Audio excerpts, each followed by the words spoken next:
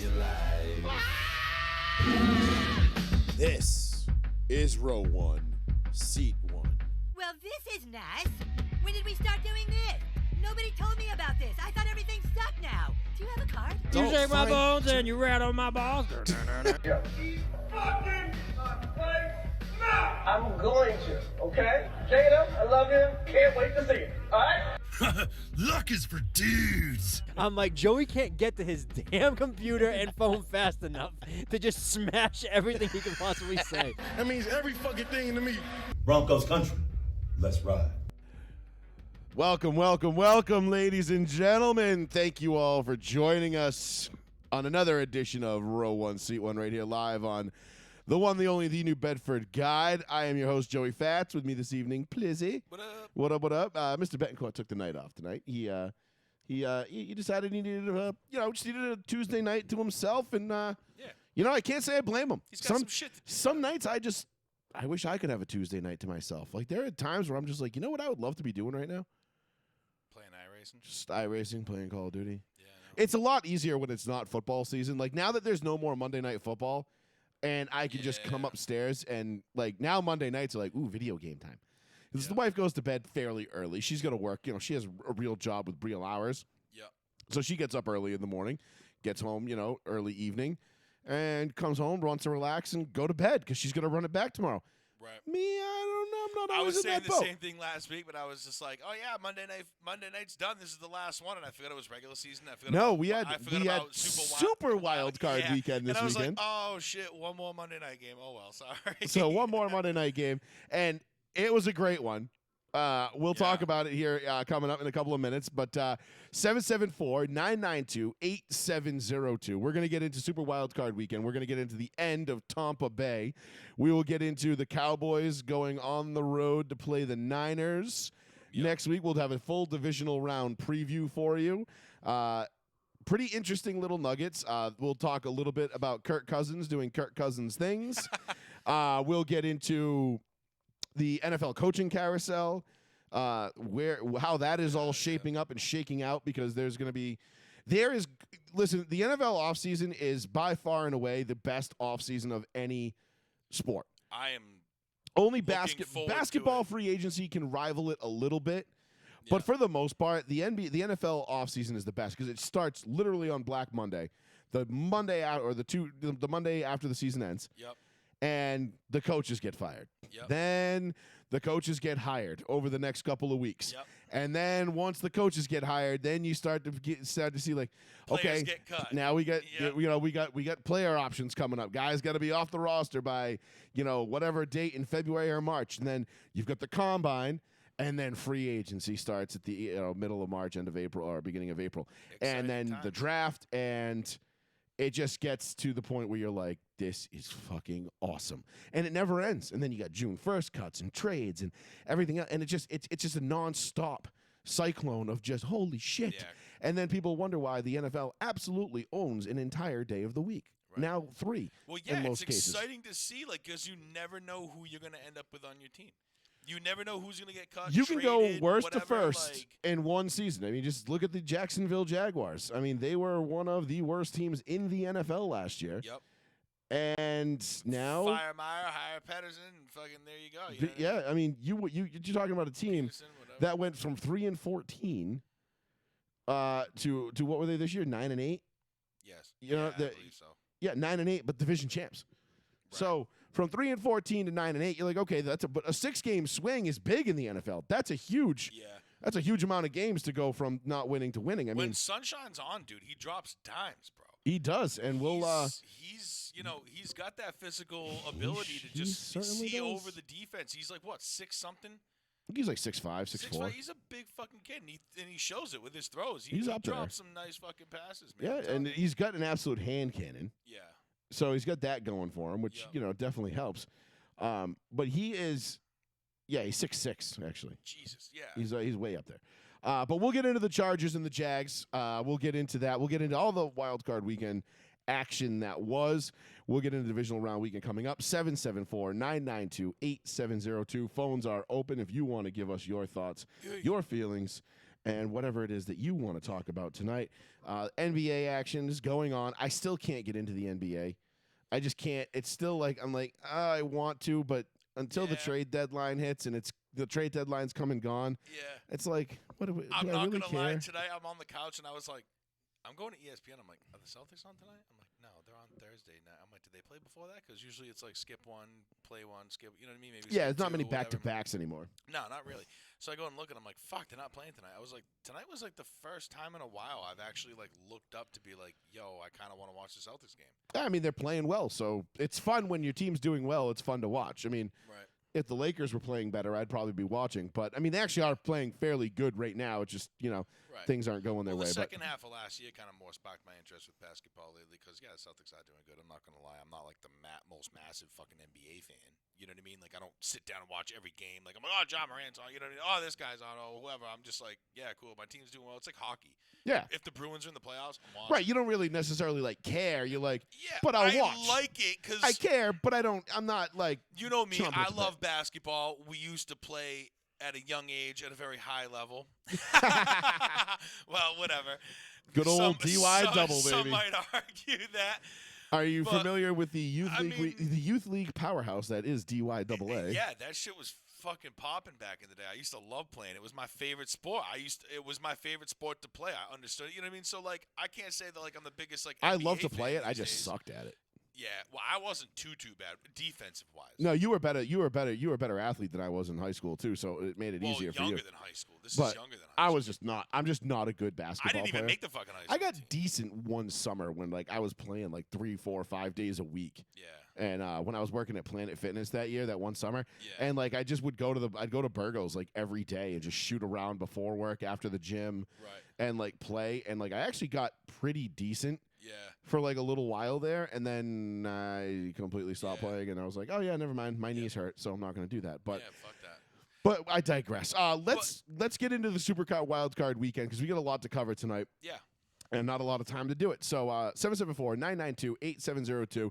Give us a like and a share. This show will be up on Spotify, Apple Podcasts, iHeartRadio, wherever you get your podcasts. It will be available. Yep. Row one, seat one.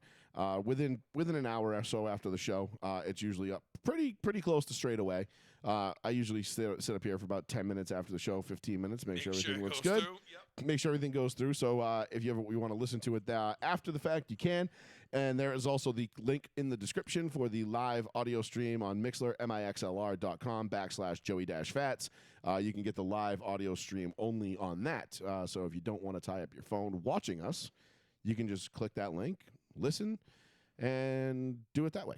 So yeah, let's dive right into it. So let's start with last night's game, and I just want to start with this first. I want to say the first things first. Go. The Manning cast has got to be the greatest thing to ever happen to Monday Night Football. Yeah. I literally, and I hate using that word, was in stitches last night watching Peyton and Eli. And they had phenomenal guests on last night. You had Dion in the first quarter, Dan Campbell in the second, and then Teddy Bruschi to round it out. Yep. It was awesome. I was dying laughing. And it's football for nerds. If your team's not playing and you're not emotionally invested in this game, which I wasn't last night. I mean, I was rooting for the Cowboys because I wanted to see that overrated slam pig get sent home and hopefully into retirement, never to be heard from again. Until he picks up his $300 million deal at fucking Fox. Which is or fine. He whatever can it be is. an analyst all he wants. I don't really care. I mean, there are so many people I hate more than him as analysts. Right. Dan Fouts, Mark Schlereth. Yep. I'm sure I could run down a whole long list. What's his jackass name? I'll think of it in a minute. Keep going. Sorry. All right. But watching it with Peyton and Eli, Yeah. it's football for nerds because they break down the plays. They show you things that you wouldn't necessarily see, hearing Aikman and Buck. Yeah. And Aikman and Buck for all the hate they get, they're actually really, really phenomenal at what they do. I don't Personally, mind I him, like him. I don't mind him like unlike I like some him. people I know. I know our dad, number one, fucking. When he shut the fuck up, he just just keeps watches talking. watches the game on mute because he can't stand listening to the two of them talk. I'm the one. I have to watch the game. No, I have to listen to whoever's commentating the game. I have to listen to the crowd. I want to hear exactly what's going on at that spot at that time. You mean I tried watching the Manicast once and like as funny as it was and like I loved like what they do. I just wish they were in the booth instead. With basically the same kind of thing going on. You know what I mean? See, I like the way they do it because it gives you that feeling of like you're all just sitting around watching the game together. But I feel like I'm watching like a replay. I feel like I'm watching like film on something. I don't feel like I'm actually watching the game. You know what I'm saying? I am the total opposite. I know I'm watching the game, but I'm getting information that's not at a third grade level. Right. Well, you know what I'm saying? Like understand it's Peyton and Eli don't dumb it down to the point where like Buck and Aikman have to, because people know like, okay, look, if you're tuning in to watch the Manning Cast, you probably know a thing or two about football. You might have even played it at some level or another. And you know, you might not be like nerds like I am where like you watch film in your spare time for fun, but you know football. You know what a cover two is versus say, man coverage, or you know how to identify it pre-snap. You know what different formations are, what 21 personnel is versus 22, or any litany of different laundry list of different terms and things. And they'll use those and they'll use them in casual conversation, expecting the viewer to already know what they're talking about. And for me, that's what I love about it. And then you add in the element of just the sheer humor that they give, and the just how fucking funny it is. Like last night when Marr missed his third extra point. Oh man. Peyton Manning just gets up. He just gets up. He stands up in his chair. He's like, "You got to be kidding me," and walks off the screen. Right. And you just hear him yell like off the screen, "Why are we still kicking it?" Right. Like, and I'm dying laughing, and I'm like, and then there's Eli just sitting there like just laughing because this is funny to him. Right, like, right. And it because you can tell 1 they're like for 5. they're dude. like they're like Peyton still roots for it like I would. Like I watch the game, Right. and I'm like, if you're rooting for the Cowboys to win that game last night, which I was, and the first extra point he misses, you're like, ooh, all right, Yep. like I've seen that come back to bite people. Right. Then he misses the second one, and you're like, bruh, Yep. you're playing with fire here. At that point, I told one of my homeboys who's a huge Dallas fan, I was like, don't worry, bro. He ain't missing again. This is why I don't bet or gamble really on anything. Like, you know what I mean? I kind of keep it pretty – I keep that to a minimum. Same, because I'm usually fucking wrong. although, actually, I was undefeated in my picks this week. I went 7-0 this weekend. Did you? I think I went 5 or 6-0. Was it 6-0 or 7-0? 6-0. 6-0. I went 5-1. No, it was 6, wasn't it? No, I don't think so. I forget. Doesn't matter. 'Cause I Anyway, had 4 points. And there was 2 games left. so I'm sitting there watching it. Yeah, 6-0. Okay. Yeah, I went undefeated. So I'm sitting there watching the whole thing go down, and I'm like, all right, 2 missed extra points. I'm like, bro. I'm like, listen, I've seen enough of Tom Brady's career to know that when you start missing extra points and shit like that, some crazy shit is going to happen. That man has a horseshoe surgically implanted in his ass. That guy has gotten more lucky breaks than any quarterback, than all other quarterbacks in NFL history combined. Right. Like, that ball bounces that way's man more than anyone I've ever seen in sports history. And you're over here biffing extra points. I know. Even I'm like, Dak was pissed. are you trying to tempt fate? Then he misses the third one. And I'm just like, all right, this is just funny now. Yeah. I'm like, this is just fucking funny. Oh, I'm like, you watch, and then what was it? I'm like, watch this. I was like, it was like 24-7 or whatever it was at one point, and I said, watch this. Tampa Bay is going to come back and win this 27-24. Yep. And those 3 extra points were are going to be the difference. Yeah, hell yeah. And I'm like, how fitting would that be? And then we're going to have to sit here and listen to Tom Brady's the GOAT. Oh, my God. Yeah. Look at what he did again. And it's like, oh, yeah, you're right, because I forgot. Tom Brady got on the sidelines, and he was like, right as he kicked it, and it was his sheer will and determination that made him miss that field goal. That's what happened. Tom Brady made Marr miss that field goal. That's how fucking good he is. That's his grit and determination and love of the game and how competitive he is. Shut the fuck up. Just shut the fuck up. God, I'm so glad Tom Brady is out of the fucking playoffs, and I hope done with the league, so I never have to hear this bullshit again. Right. Like after like the whole Monday night debacle with the Saints. Yeah. When what's his name Ingram just inexplicably stepped out of bounds shy of the first down, and you're like, Why would he do why that? would you do that? And you're like, oh right, you're playing Tom Brady. People just do inexplicably stupid things when they play Tom Brady. And it's like it was the same thing for that 1 year with Tim Tebow. Teams just did the dumbest shit that they could possibly do. Yep. And things just bounced Denver's way when Tebow was under center. Right. Everybody knew it wasn't Tebow that was doing it. Yeah. But it just happened that way. It was Jesus. And you're like, oh my God. Jesus Yeah. Christ. And you're like, all right, so whatever. So I'm watching that and I'm like, all right, 3 extra points. I'm like, this is just comical. Like this 3 missed extra points is unheard of. I've never seen somebody miss 2 in a game, Yeah. let alone 3 in a row. Right. And you see the Dallas bench and they're like, you got to be kidding me. Yeah, Dak was fucking And they're pissed. getting pissed. And I'm like, yeah, rightfully so. Right. And so, anyway, the Manning cast goes on, and Peyton has that reaction. Eli's just kind of chuckling like he fucking, like you could tell he was kind of like. It's funny that my brother's pissed. No, he's like, and it's also funny because it's Dallas, and he hates Dallas, and he's like, yeah, this is kind of cool. Yeah. And so I'm watching it, and then Dion was just awesome as a guest. Yep. You know, there was a roughing the passer they called on Dak Prescott, and Dion just loses his mind. He's like, where is the roughing? Like, where is the roughing penalty here? Wow. He's like, what is right? And he's asking Peyton, he's like, don't you guys wish you could play now? Yeah. Like, you guys would play to your Imagine 80. if this was your rookie year, you know? Like, you'd be playing until you're 80. Right. At this rate, like, he's like, these boys are gonna have flags on them before long. He's like, what are you supposed to do? Right. And it was a shitty roughing call, as usual, because, you know, why wouldn't it be? One thing I was surprised though is that the amount that Micah Parsons ran his mouth all year about officials and roughing calls and, you know, this, that, and the other thing. I am very surprised that Micah Parsons was not flagged for some bullshit like roughing the passer penalty on Tom Brady or something like that. Yeah. You know, like 15 yards. You got too close to Tommy. Yeah, you want to talk shit, bitch? And yeah, right. Like it's like we'll talk some shit. we'll talk some shit. Baroque. And Yeah. but I was watching it, but the Manning cast was the best thing to ever happen to Monday Night Football. So glad they had it last night. I was in stitches. I mean, Dan Campbell was great. Teddy Bruschi was great. Yeah. You know, I mean, Teddy Bruschi saying shit live on the air was awesome. You know, he's like, I don't give a shit. And he's like, Oh, yeah. come on, Teddy. Sorry. Teddy's like, yeah, but Teddy's been on ESPN before. You know, he's like, I got Yeah, that. and it's ESPN Plus. You got to pay for that shit, don't you? It's ESPN 2. No, it's also on ESPN 2 on live on cable. Oh, no kidding. So it's a cable channel. Yes, I mean, Okay. I don't know. I think South Park said you can say shit on TV. You know, shit.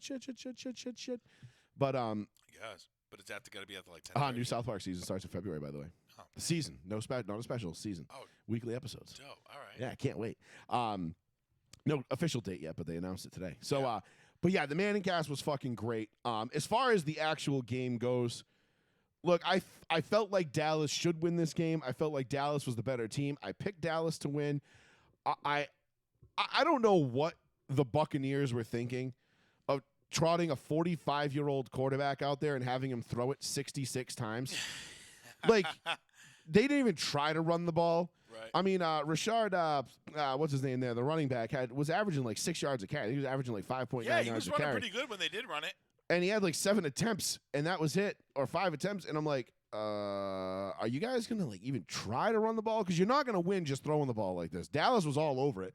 Mike Evans couldn't get open to save his life. Yep. Chris Godwin got open once, and you know, I think he was the one that dropped that ball. Was that Mike Evans? Mike Evans dropped the last the long one that would have made 2 it. minutes The one left. that would have made it 31-21. Yep, the first play after 2 minutes, right up the right-hand side. Mike Evans beat the corner, and he just ran right down. And it was that play right there. I don't know. That was Tampa's season in a nutshell. Right, and I don't know honestly if I'd have to look at it again, but I'm pretty sure it wasn't Tom Brady overthrowing him slightly. It was literally.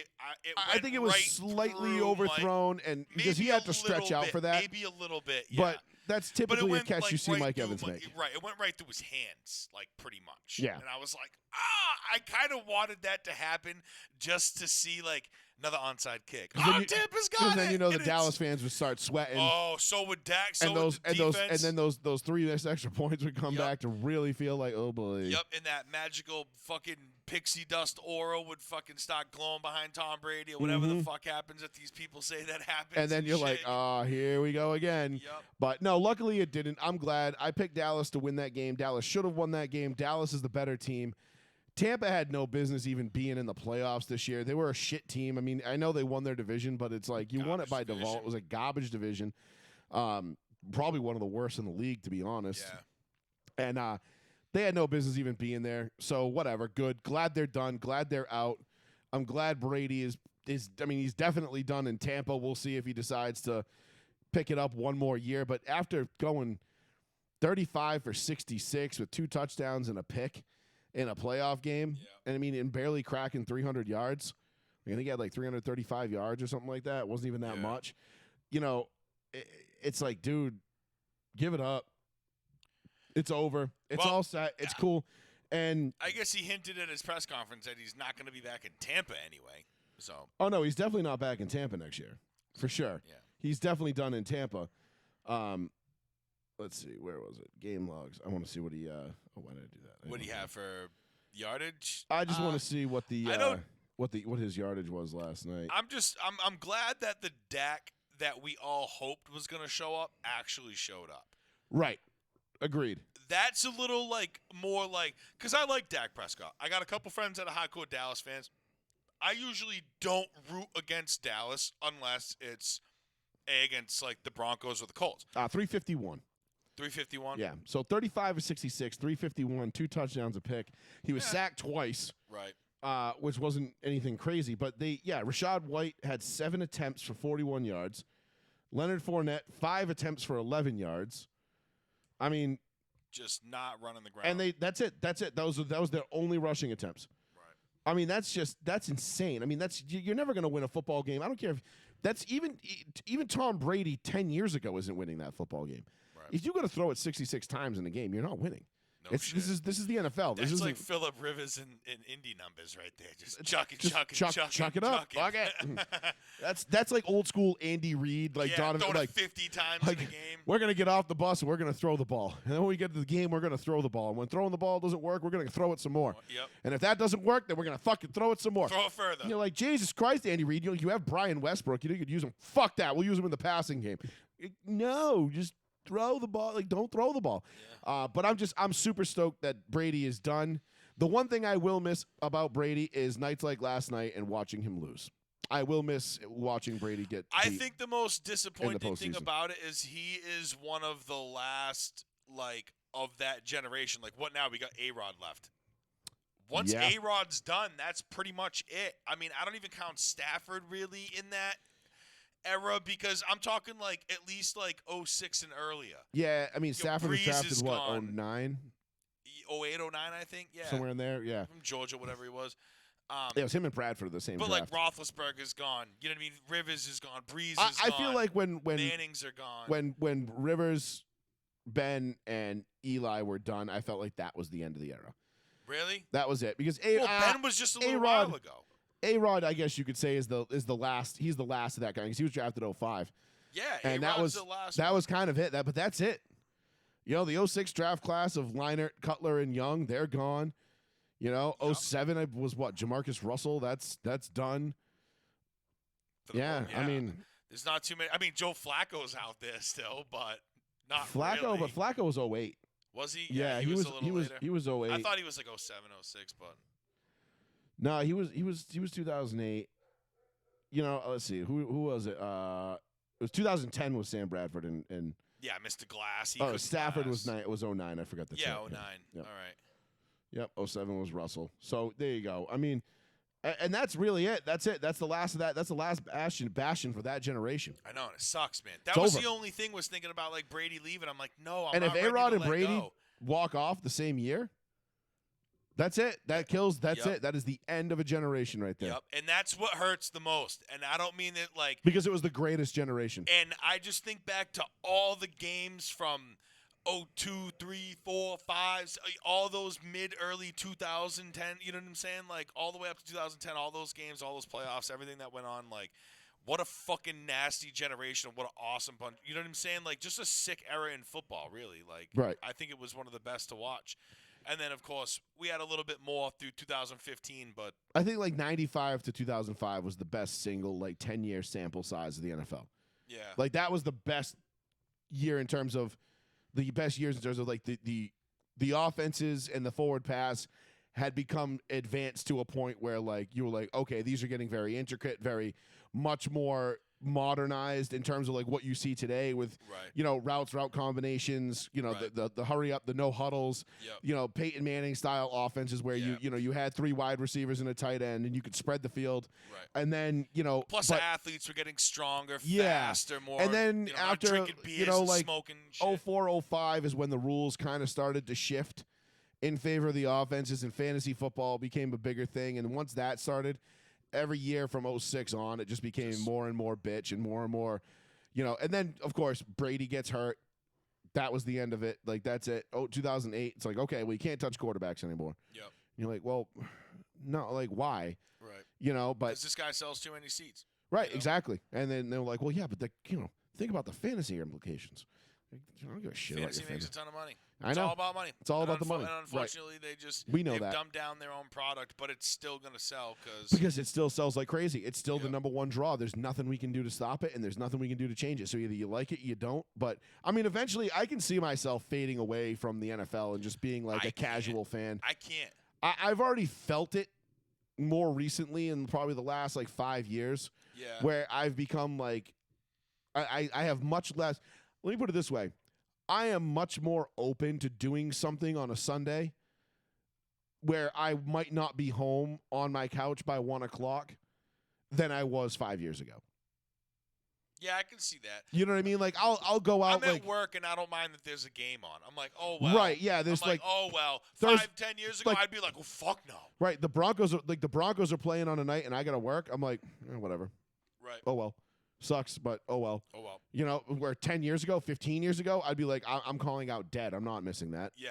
No. Like I don't miss a play. And granted, I still don't. I'll still come home and watch the replay. Yeah. And whatever. But neither here nor there. But no, it's not going anywhere. But last night was again, it could be the end of an era. With Brady leaving, which is fine by me. Bye, Felicia. It's gotta happen. I'm not gonna miss you. gotta I wanted you to stay retired. Should have retired after they won the Super Bowl.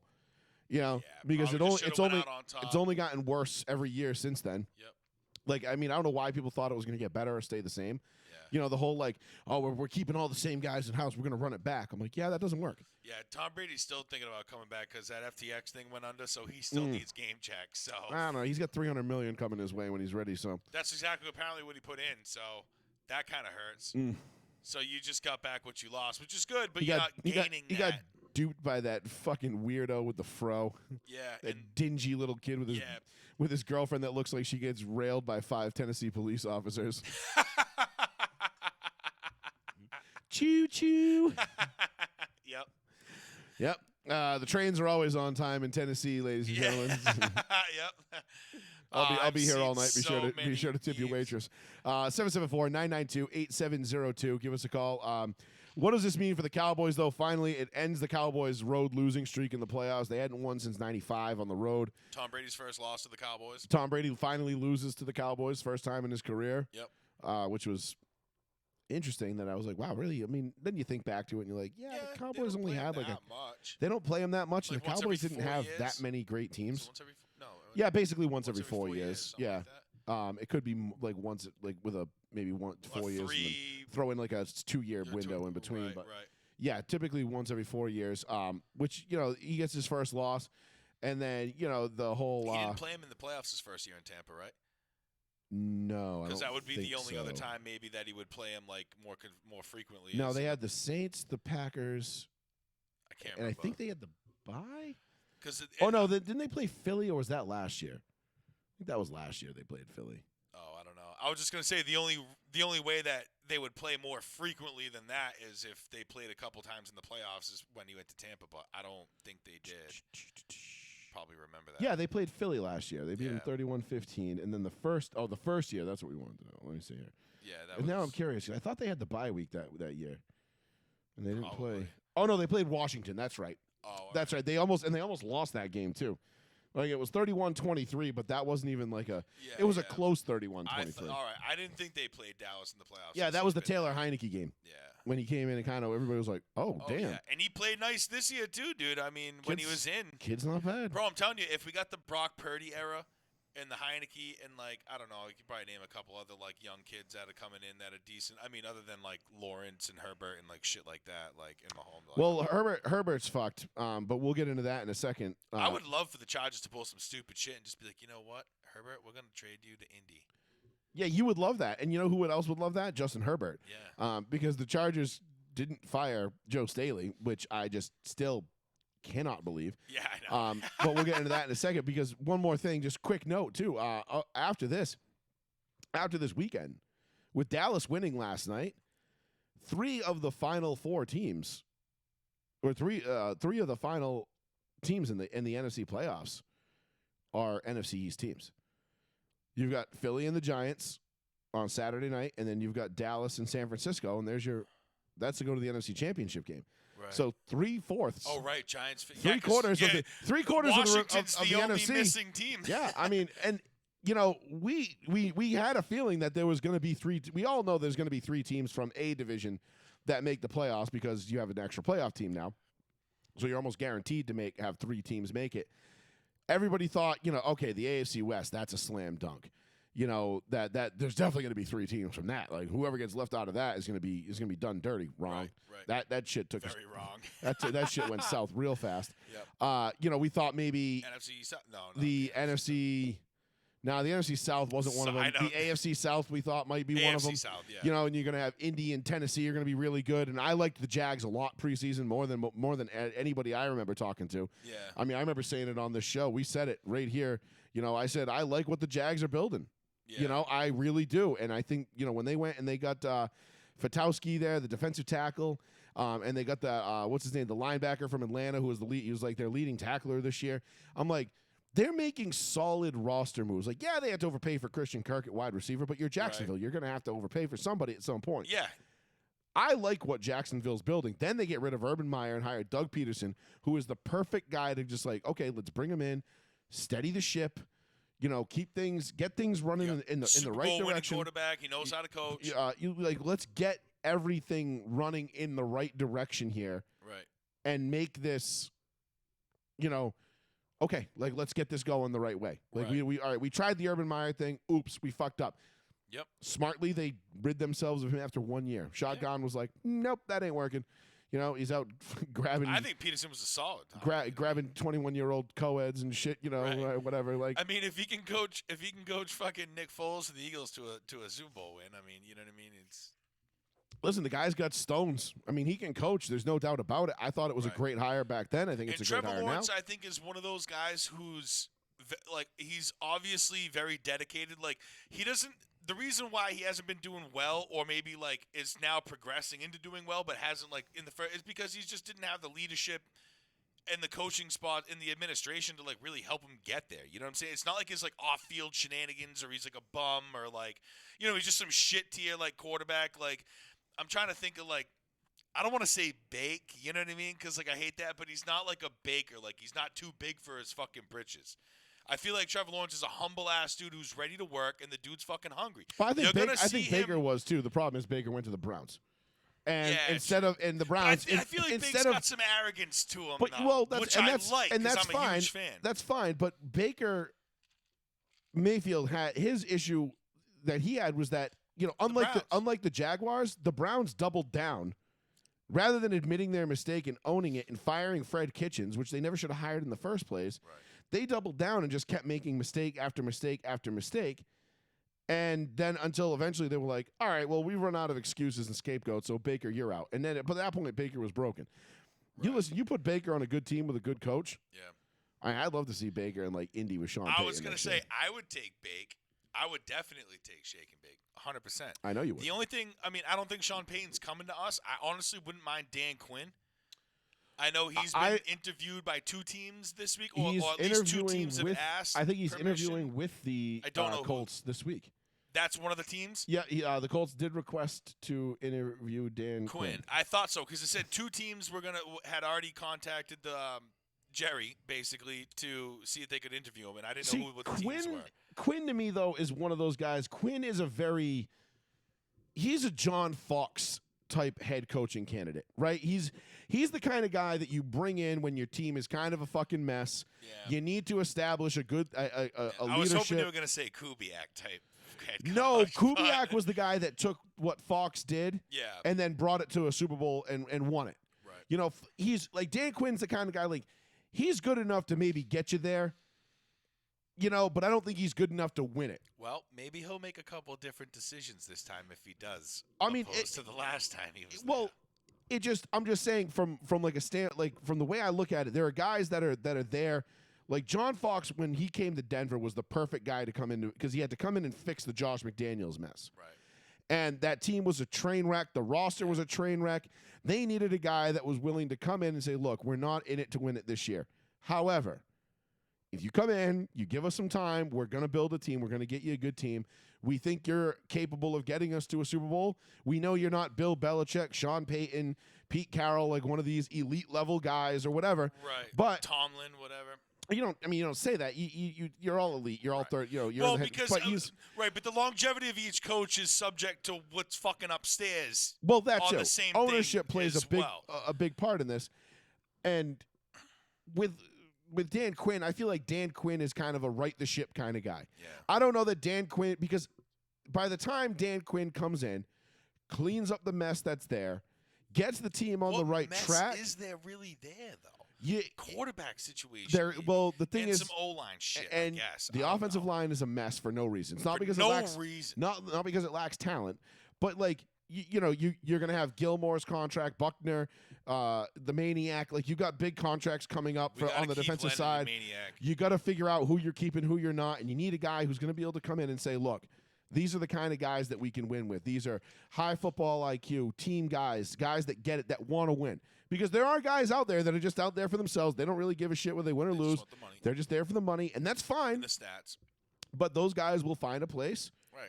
And coaches will come in and find another place. Yeah. John Fox did that in Denver. He came in and cleaned up Josh McDaniels' mess.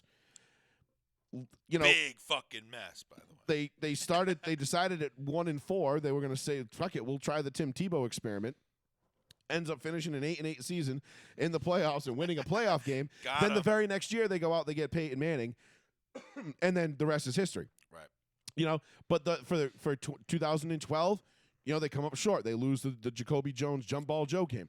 2013. Stop calling it the Mile High Miracle. It's not the Mile High Miracle. Yeah, it's a miracle that Tony Carter was some bullshit. Couldn't figure out that he's still supposed to run with the receiver. Any type of miracle happens to the home team, like we said, the Music City Miracle, the miracle Minnesota Miracle in the Meadowlands. What was the the Miracle in the Meadowlands was that was Herman Edwards picking up for Philly. Well, whatever, but I'm talking about the Minnesota one. Minnesota Miracle. Miracle. Yeah, it's all the miracles happen to the home team, not the fucking team. Because the Miracle in the Meadowlands wasn't the home team. Then that wasn't a miracle.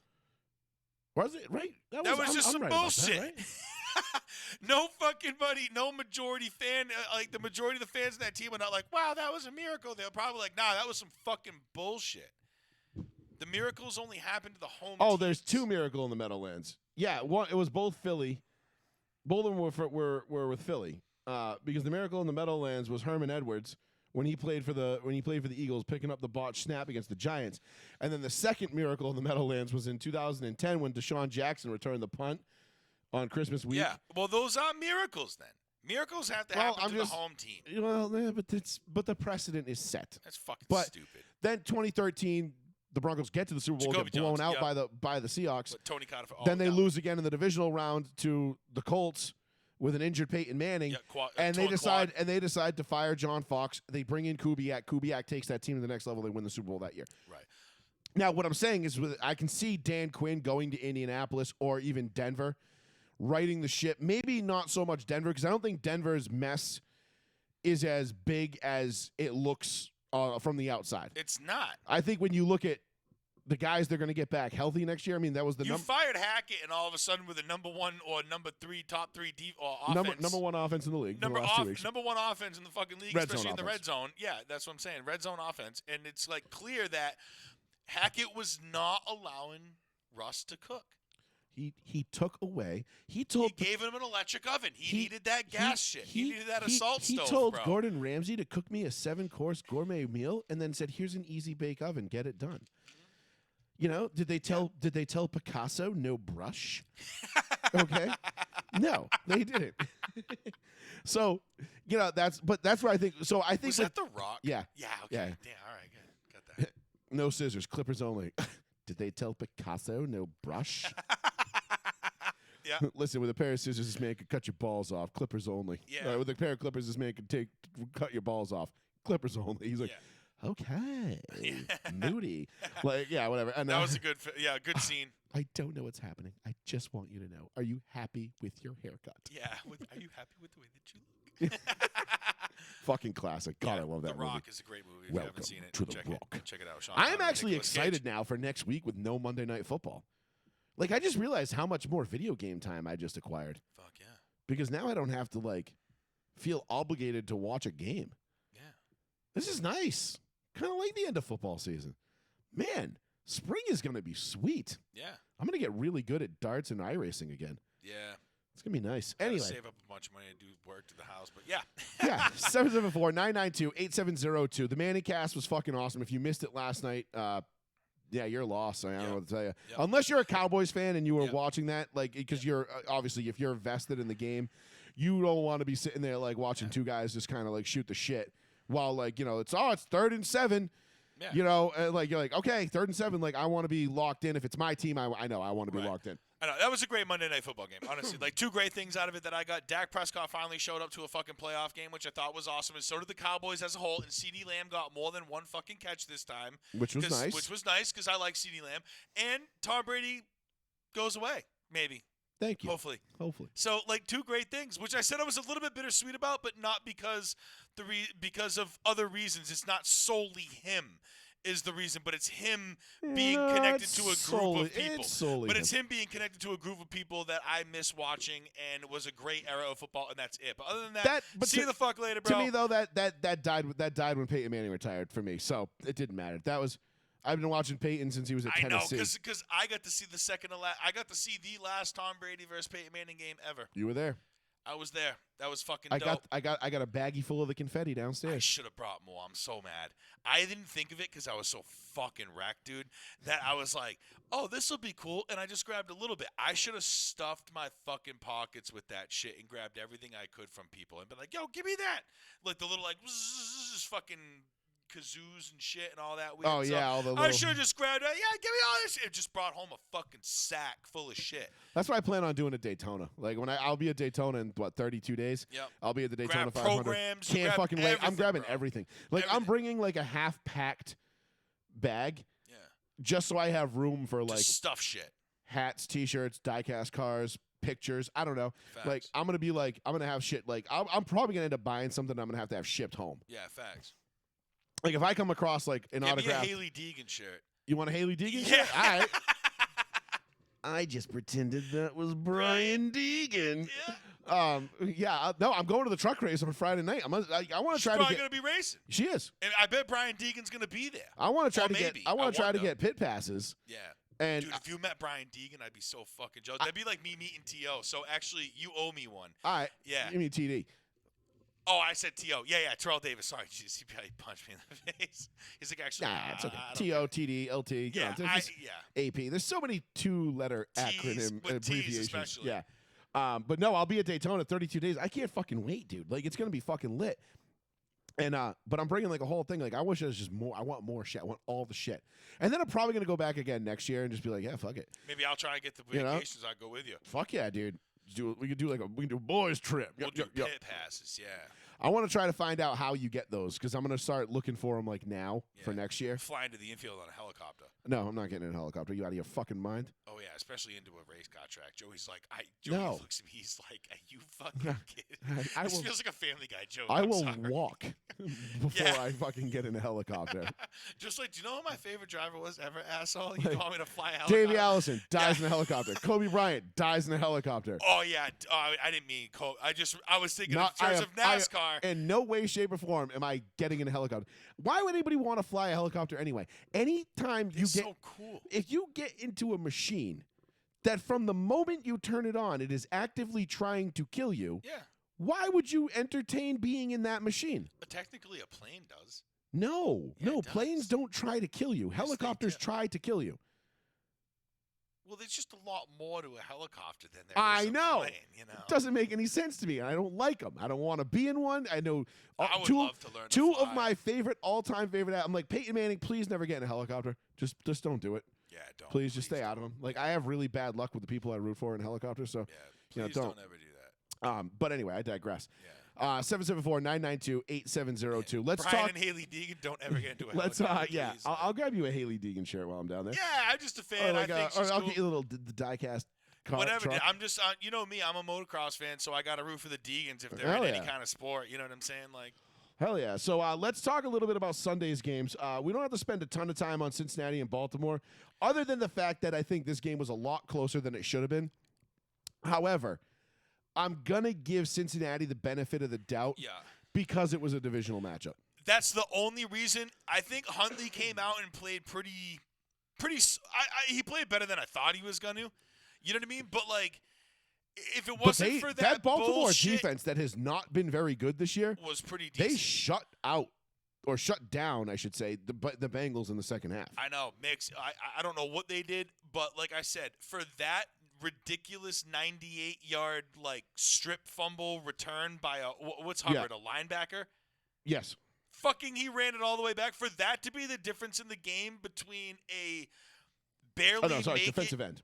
Oh, DN, Yeah. whatever. I don't Edge. even know. I just found out who he was last night, to be honest with you. For him to be able to run that back and for them to be able to make that the difference in the game between the Ravens just basically squeaking in, for them to be, Super Bowl last year, losers, but still, they made it to the big game. They're technically the big dogs that are in the fucking playoffs right now, or at least supposed to be. And they hung on by that. Not really pumped on that. I love Joe Burrow. I love Jamar Chase. I love T. Higgins. That's like a nasty trio of dudes that like I would fucking kill to have on Indy. So I got to root for them. Plus those all whites are banging, but I don't know, man. Listen, I'm all in. Like, I'm all in on the Bengals. I love the I Bengals. love the think Bengals. I think whoever wins between Now I Buffalo, do. I think Now I between the winner of the Buffalo Cincinnati game, I think goes to the Super Bowl and wins it. Unless it's San Francisco, because then I think San Fran can fuck. I feel like San Fran is probably going to win it all. I'm a pretty big Brock Purdy fan. Same. And we'll get into the Niners in a sec, because this was kind of, when it comes to division games, I really felt like Cincinnati was going to do to Baltimore what San Fran did to Seattle in terms of, okay, close at the half, Turn but it Cincinnati's going to turn this thing on. They're Turn going it to win going away. They're a better team. They were there last year. But again, I feel like Cincinnati still has this air of immaturity about them, and I don't mean that in a bad way. What I mean by that is that they have this air of like they don't know what they don't know.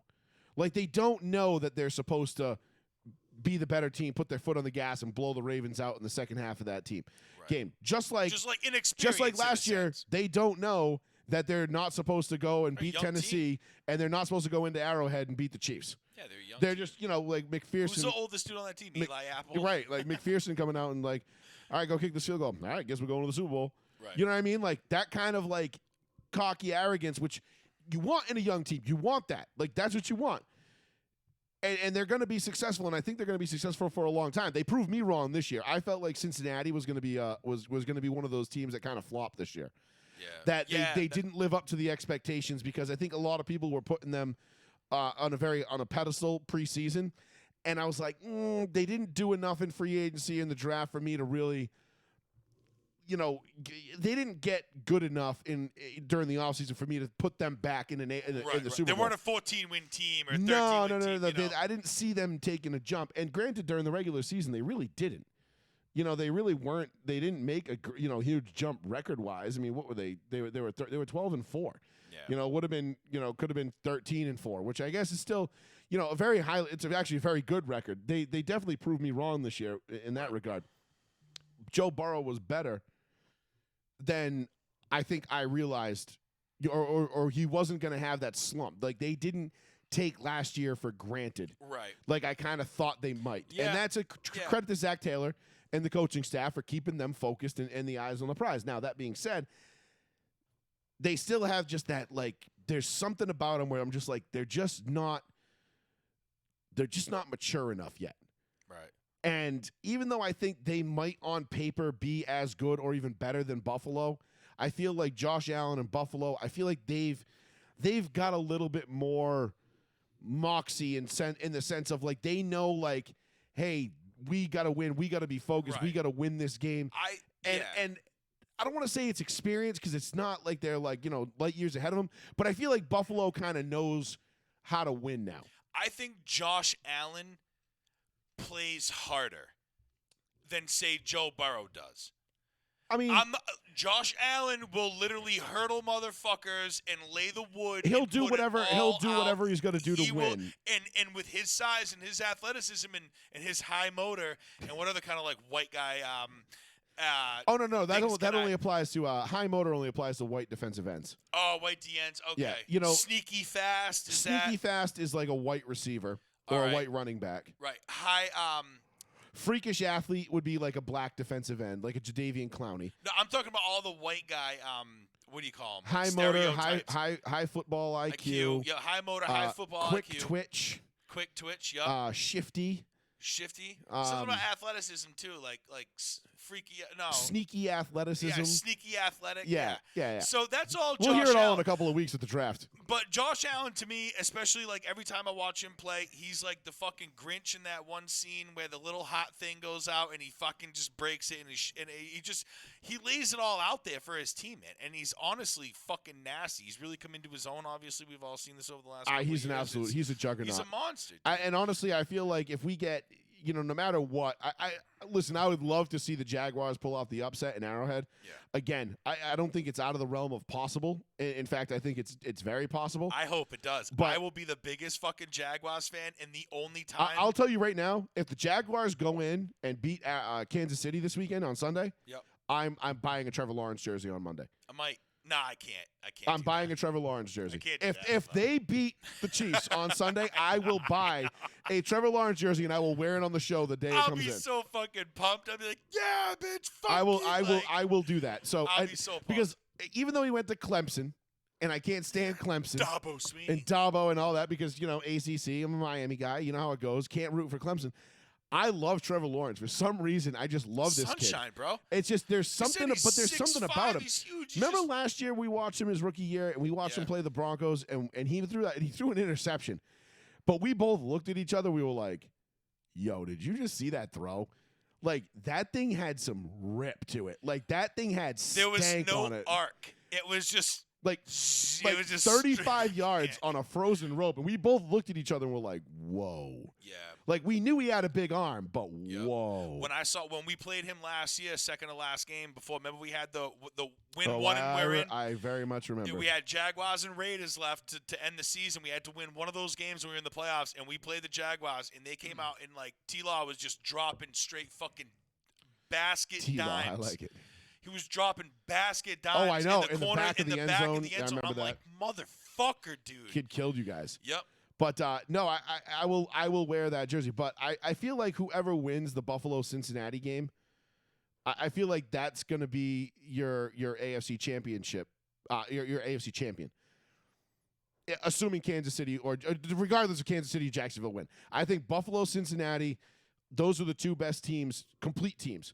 Like, don't get me wrong, the Kansas City offense is just bananas absurd. Yeah. Mahomes is on a tear. I mean, It's Andy Reid. over 1,000 But yards, it's Andy Reid in the playoffs. He usually finds a way to fuck these up, especially when you get to the championship game. Yep. So and Casey is very fucking beatable. They're We've all seen it. The Colts fucking beat him this very year. vulnerable team. The Colts beat Very him this year. vulnerable. That's all I have to say. Dude. So going back to the Cincinnati-Baltimore game, though, Cincinnati probably should have lost that game. Tyler Huntley was supposed to go low. He went high. The ball gets slapped out, ends up in Hubbard's hands. He takes off, goes 98 yards the other way in a 17-17 game. That should have been probably 24-17 Baltimore. Yep. I don't know that Joe Burrow and company would have been able to pull that off and drive down the field and even that game up at 24 based on how that second half had gone. No. So, listen, great teams find a way to make plays in big spots to survive in advance. It's all it is. You survive in advance. That's what they did. But that being said, and I know there's familiarity because it's a division rival. Yeah. You should have blown the doors off of Baltimore. I know. mean, Tyler Huntley. I know. Come on, man. No disrespect to Tyler Huntley. And he beat my Broncos. I mean, on a last-minute drive. Right. Literally, we landed in Barbados, and I'm watching. I'm like, all right, defense, like, make one stop. Come on. Yeah, and Tyler Huntley took it right down the field against the number one defense in the league and put it in the end zone and beat us. So that I get. I'm not disrespecting Tyler Huntley, but this is the AFC playoffs.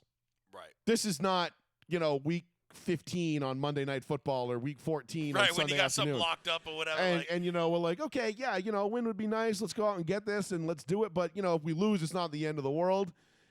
But we want to win because we want to get the momentum. No. This is the playoffs. Like, you lose and you're done. You're going home. right. There's Period. A much more. Could you heightened- imagine if the Baltimore Ravens had upset the Bengals on Wildcard Weekend? Oh man. What does that do to the Joe Burrow, Jamar Chase, the Bengals, like the way we look at them? And let's not let that get out of sight here. Like, yes, They still got another game or two to go here. They still got to win 3 more. Right. Are you really betting on the Bengals to win 3 straight against Buffalo, Kansas City, and then, San Francisco or probably Philly? Right. No, I don't think I'm betting on the Bengals to run the table here. I know. I kind of want them to, but The at Bills? the same time, Sure, I could bet on that. The Chiefs, sure, I'll bet on them. But the Bengals, though, Eagles, I don't know if I'm really betting on them, but after what I saw on Sunday, I like the Bengals. I love them. I'm rooting for them. yeah. Not this week because I'm rooting for Buffalo, but I'm not going to be upset if the Bengals pull it off. I just don't see it, dude. I don't know. Like, you can't. I know it was a divisional matchup. I know it was the Ravens. I know they know each other really well. I really wanted to see the Bengals come in and make a statement against the Ravens, and they didn't do it.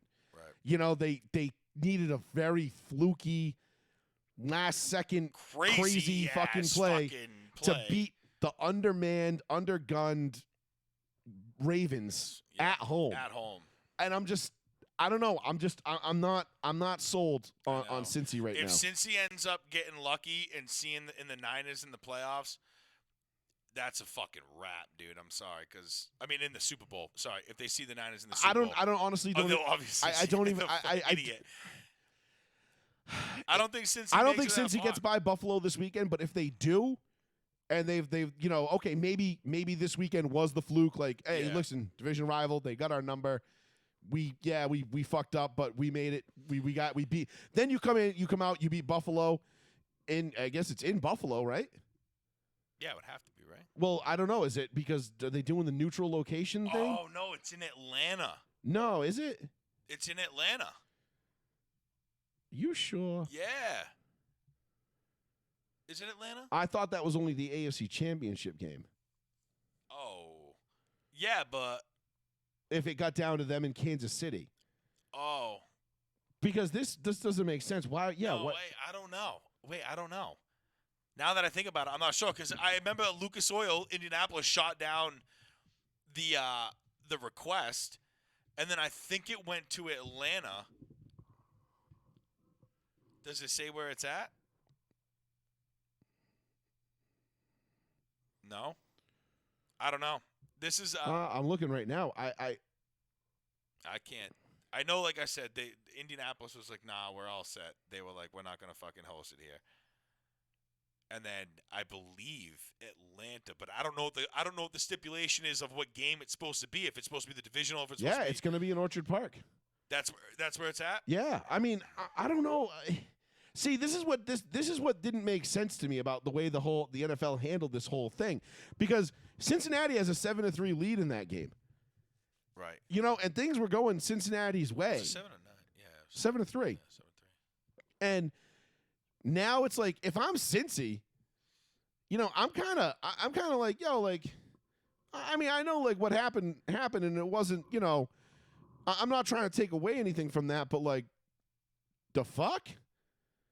You know what I'm saying? Like, like That's a robbery, honestly. like I don't know if I'm Cincy, I'm pissed about this because like, listen, we go into Buffalo, we beat y'all. You're playing in our house, unless because that would have decided the 2 seed. Right. So I don't know. I don't know if I really care for how this is all working out here because why would then? Because then on top of this, now no matter what, if Kansas City wins, the AFC Championship's in Atlanta. Because Buffalo and Cincinnati, one of them is going to win and go to the AFC Championship, and those are the 2 teams that were involved, right? That's how that whole thing went. I mean, I have to go back and look, but I'm pretty sure now, no matter what, if Kansas City wins, they're going to go to Atlanta for an AFC Championship, as opposed to having it in their own house. Yeah, that's fucked. Like that fucking blows. Is that how it's going to work out? So wait, you're telling me that right now? So the Bengals. No, yeah, the Bengals and the Bills play this Sunday, right? Correct. That is in. Where is that? Is that in Atlanta? Yes. So that game is in Atlanta. So why would the next game be in Atlanta too? The championship game. They squashed. No, I think if Cincinnati wins, it goes to Kansas City. Yeah, because they already squashed the beef. It's not the same 2 teams. Yeah. Okay, so since he wins, it goes to Kansas City. If Buffalo wins, it goes to Atlanta. Assuming Kansas City wins. Right. Assuming Kansas City beats Jacksonville. Right. So, but again, though, like that, I don't know that. If I'm a Chiefs fan and the Bills win, I'm not gonna lie, I'm bullshit. Like you're taking us out of which one of the greatest home field advantages in sports history. Arrowhead. And you're gonna take that out of our hands. Yeah. And I don't know. That I place mean, is loud. It gets rocking. I know this is a very sensitive topic for a lot of people because they get very everybody's very emotional about DeMar Hamlin and like it's like they've never seen somebody like get hurt on a football field before. Yeah. I know this was a little last night. Yeah, or how about Ryan Shazier? That was actually harder for me to watch, but because it was football related, not unlike Hamlin, which wasn't football related at all, other than the fact that it took place on a football field. Neither here nor there. We don't need to rehash and go through the whole thing, but I don't know. I'd be kind of bullshit if I was Kansas City. If I got to play an AFC Championship game in Atlanta, as opposed to Arrowhead, even though we were the clear-cut number 1 seed, because Kansas City won week 18, right? So it was never in doubt. It was never in question. Right. I don't know. That's fucked. I kind of got to be. Looking back at it now, I'm glad it's gonna fuck the Chiefs of all things. Oh yeah, which is great. Which is great. But it's not the right way to get the Chiefs fucked. I want the Chiefs to fuck. I would get fucked because Patrick Mahomes. I want the throws Chiefs to 2 fuck pick sixes. themselves. Right. I want Mahomes to throw picks, get sacked, can't get shit going. They just overall get beat. That's why I want the Chiefs to get fucked. I don't like this bullshit. You know what I mean? This other type of stuff, which unfortunately benefited me. So, I mean, I'm biased. So, fuck you. Because I won the Super Bowl in fantasy because of it. But that's okay. And I'm telling you it's okay because I will be biased about this. And I really don't give a shit. I honestly don't. The fantasy football championship is mine. I understand the whatever happened. And that's just how things go. We already explained that last week with Skip Bayless and all his tweets and bullshit and how everybody hates him. But things happen on football fields that nobody's really expected to, you can't prepare for everything. But at the same time, no, you can't prepare for everything, you know what I mean? But at the same time, like, it is what it is. That's just how that cookie crumbles. But in the grand scheme of things, to get fucked out of your home spot because of something that you literally had nothing to do with at all. It had nothing, and you had no effect on it one way or another. Nothing, man. You are just literally getting the shaft. And I don't know. I don't know. Regardless if it's on KC or anything, like I said, I don't want them to get beat like that. I want to see them get beat legitimately. Yeah, I just don't know how much I love that. You know what I mean? I don't love it at all in that sense. I'm not gonna say I feel bad for Kansas City because fuck them, but it definitely is definitely leaves a little bit of a weird taste in your mouth. But let's talk a little bit about my guy Vanilla Vic. You need one? And yeah, I gotta piss. So Do you think Vanilla Vic? I'll be right back. Yeah. Oh, by the way, you know what I looked up last night? What's that? I'll give you a trivia question. Think about this. Don't fucking Google it for any answers or no, because everybody's gonna Google it, so it doesn't matter. But if you don't, who has the highest speed throwing a football recorded? Who's got the who's got the record Like for the velocity? Yeah, for the fastest football thrown. I'll let you think about that. Don't fucking Google it. I'm not gonna. All right, Google it. fastest football thrown, and it's hilarious, and I'll tell you why when you figure it out. Okay. All right. So we'll get into we'll get into the Giants and the Vikings here next, because there was a lot of talk, I think, this year, about the Vikings and what they were actually going to be capable of and what they were going to be able to do. I just don't. I never trusted the Vikings. Okay, and let me preface this with this. I love the Minnesota Vikings. They're like one of my closet teams that I root for. Like the Vikings and the Arizona Cardinals are two of my favorite teams that I low key root for on the side. That, like, if they're in a big spot or they're in a big game, I'll pull for them. Ever since the Vikings got Kirk Cousins, though, it's been very difficult for me to root for them because I just don't believe in Kirk Cousins. Like, I think he's a good quarterback, but he's never going to be the guy to get you over the top. And I think he proved that again on Sunday. Vanilla Vic comes into Minnesota, puts up 31 points on the Vikings. They hold Kirky and company at 24, but it never even felt like it was going to be that close it never felt like it was that close. It felt like it was, one of those games where you're just kind of like, it was 24-14.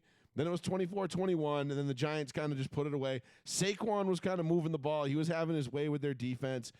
Daniel Jones, 24-35 for 301, 2 touchdowns, no interceptions. I don't believe he had a fumble either. Kirky, 31-39. Great. You're like, okay, cool, great. 2 touchdowns, no interceptions, but 273 yards. It just didn't feel... I never got the feeling like Kirk Cousins was there to make the plays to win the game. He didn't do anything bad. He didn't, it wasn't one of those games where you're like, oh, there's primetime Kirk. Primetime Kirk showed up.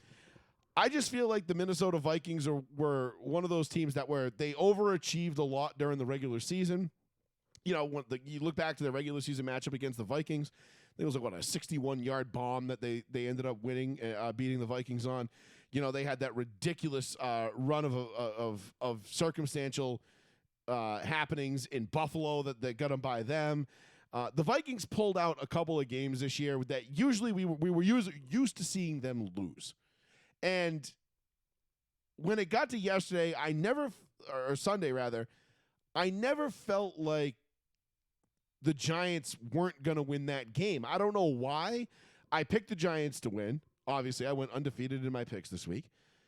I picked them to win. I knew they were going to win. I had this gut feeling they were going to win. And it just never occurred to me that Kirk Cousins was going to make enough plays to beat the Giants, even though it was at home in Minnesota. I don't know. There's something about Kirk Cousins. If he can go 31-39 with 2 touchdowns and no interceptions and still not win, I mean, to me, if that's not snake bitten, I don't know what is. And it's just one of those things where, sometimes you just have guys that are like that, right? Like Peyton Manning was like that the first 5-6 years of his career. No matter what he did, didn't matter if he played perfect or not, the Colts would come up short. And they'd find ways to lose games. And that's kind of what the Vikings are doing. And I don't know if it's a Kirk Cousins problem. I know they have a rookie head coach. They got a defense that's pretty fucking good. You got arguably the best wide receiver in football right now. I just don't know that there's enough being done that Kirk Cousins can do enough. Like, that's a game like, yeah, Kirk, like, I get it. 31-39, 2 touchdowns. Okay, good stat line. We needed 37-40, whatever, 8 and 4 touchdowns. Like, you needed that little extra to beat the Giants. Like, it was a day where it came down to Kirk Cousins was going to have to beat the New York Football Giants, and he didn't do it. And that's kind of been the whole story of his career. is when the lights get bright, he comes up short. Whether it's actually his fault or not, it doesn't matter. In this case, I don't think it was his fault, but you just needed more out of Kirk. You needed that little extra, whatever. You needed that extra drive at 24-21, in the fourth quarter. He hits Irv Smith Jr. for a touchdown, and then they tie it on a field goal, and then the Giants, and they give it up. But there was still almost 8 minutes left in that game when Saquon Barkley marched it across the goal line for what would ultimately be the go-ahead score. So Kirky had plenty of other opportunities to win this game. Oh yeah, Giants. And he didn't do it. And again, I don't know if it's his fault or if it's a Kirk Cousins thing, especially in this case, but he came up short. 3 yards on a 4th and 8. 7 minutes and 47 seconds to go in the game. Saquon Barkley scores the go-ahead score. It makes it 31-24, and the Vikings never got close again. Right. I'm just like, I wanted Kirk to be good. I wanted him to do well in Minnesota. I thought maybe with Kevin O'Connell as the new head coach that this would be what he needed, and he did. He had a great season. He really did. I mean, he had probably his best season as a pro, if I'm not mistaken. Right. Yeah, it just came short. I mean, Danny Dimes had a hell of a fucking game too. You know what I mean? Yeah, but it just 70 yards on the ground, 300-something yards passing or whatever, 2 touchdowns. Not his best season, but one of. I mean, yardage wise, yes, but yeah. No, second best. But what I'm getting at is is it me, or do you see it too? Where like, if you're the Minnesota Vikings, you've got to be looking at like, all right, who's available? What's their draft pick? I mean, not great. Whatever it's going to be, whatever they had a great record, so they're going to be in the bottom third of the league. 25 anyway. 25, 26, something like that. So they're not looking at any kind of like solid quarterback pickup or anything. No, but that. if you're Minnesota, and we'll talk about the Giants in a second, but real quick, if you're Minnesota, are you looking at Jimmy G? Are you looking at Lamar? Are you looking at Carr? Like, who are you? Jimmy G sucks. I think Minnesota would be a fantastic landing spot for Carr. I just thought of that. I didn't think that thought even crossed my mind until just now. Yeah. I think that with Justin Jefferson and that coaching staff and Dalvin Cook, if they could stay healthy, that actually wouldn't be too bad. And add a little more on that defense, man. You wouldn't have to worry about if the Vikings are playing at fucking 1, 4, or 8, depending. You know what I mean? Yeah. You don't have to worry about that. All of a sudden, the primetime games don't become an automatic L. Man, that would be a fucking pickup. That's actually a crazy thought. I never really thought about that, Derek Carr in Minnesota. I didn't either. Not until all of a sudden they just lose. They can't make it. They can't get deep. I think they can walk away from Kirky this year. Yeah, I felt bad posting the thing about Kirk Cousins. You know, when he's on the plane with the shirt off and the glasses and the chains, and he's doing his stupid shit. And it was like Kirk Cousins on his way to Cancun, and I'm like, I actually feel bad posting this because I like Kirk Cousins. He actually helped me win the fantasy Super Bowl this year, so I can't hate on him. But it's just too bad. You know what I mean? It's just sometimes that chemistry's not there, and like we said, like this, like. You saw this happen to the Colts this year. Like, we thought we were just a quarterback away to plug in, and we were going to be another, 11, 12-win fucking team. Didn't happen. Kirk's got all these nice weapons around him with good coaching, a good team, and it just doesn't add up to being the elite. You know what I mean? You can't. And I think if they cut him this year, I think if they walk away from him, I think that they save $12.5 million in cap space. So they're definitely going to get rid of his ass. They didn't make it. See you later, bro. He's had more of a shot than a lot of other quarterbacks have in this league that don't do what they're. I mean, it's tough because, like you said, it comes down to the ownership and what they expect out of you. You know what I mean? If they expect a Super Bowl, he just signed an extension. Oh, really?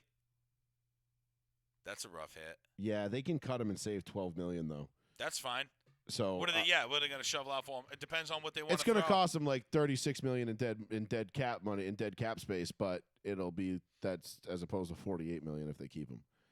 Oh, so they might be able to throw the bag at like Lamar or somebody like that. And yeah, I mean it's whatever. You can prorate that shit out. The way the NFL cap works, it's so right. And the It's so Vikings are a flimsy. hot team. It's not like they're losing revenue. Everybody fucking Skull fucking country's fucking huge, dude. Skull L. Yeah. Skull L. But no, I just don't know. You know, if you're the Vikings, you got to be looking outside. You know, the questions around his future in Minnesota have been swirling now for a couple of days, and rightfully so. I mean, look, it's this felt like it should be at least the year to get to the second round. I mean, Right. if they get to play Philly, you know, if you lose to Philly or San Fran in the next round, All right. hey, listen, it's Philly and San Fran. Those are probably the two best teams in the league right now. Number one defense. You know, I'm not going to fault you for going into those two stadiums and losing, but lose at home a wild card weekend to the Giants, and and don't get me wrong. Listen, Brian Daboll has done a fucking great job. Yeah. We finally great fucking job. We've finally seen the Saquon that we all thought we were gonna see. Listen, Danny Dimes, they just told Brian Daboll, they're like, hey, look, he's just like Josh Allen. Just do what you did with Josh Allen. Right. And voila, Vanilla Vic is And born. he's fucking yep. I love Danny Dimes, man. People wrote him off, thought he was garbage, this and that. And I'm like, nah, there's something about him. He makes some fucking sick plays. He's got like a good mind. He makes good decisions. His impulse, things like that. I'm like, he's just gotta, it's gonna take some time. And then all of a sudden, like you said, this year just came to life for him. Especially with like a solid team. I don't know who they got for Quadarius Toney. I don't know what the trade was on that or whatever they got. It was for like him. a 4th round pick, I think. Yeah, I don't think they got anything for him this year. No, Kadarius Toney went to Kansas City, didn't he? Yeah, but he was on the Giants. Oh, I don't know right. what they got for him. I don't know Did who you it was. just make that up? Yeah, did you just Quadarius? Did you just make that up? Fucking hun. Fucking kid. But no, listen. Props to the New York Football Giants, though, for going in. I knew they were going to win. I picked them to win. I was probably the most confident in the Giants pulling off that win on Sunday of all my picks for the weekend. That was outside of San Francisco. I didn't know if they were going to win that. I was so certain they were going to win that just because it just like I knew the Chargers were going to lose when it was 27-7. I knew the Giants were going to win that game on Sunday. Right.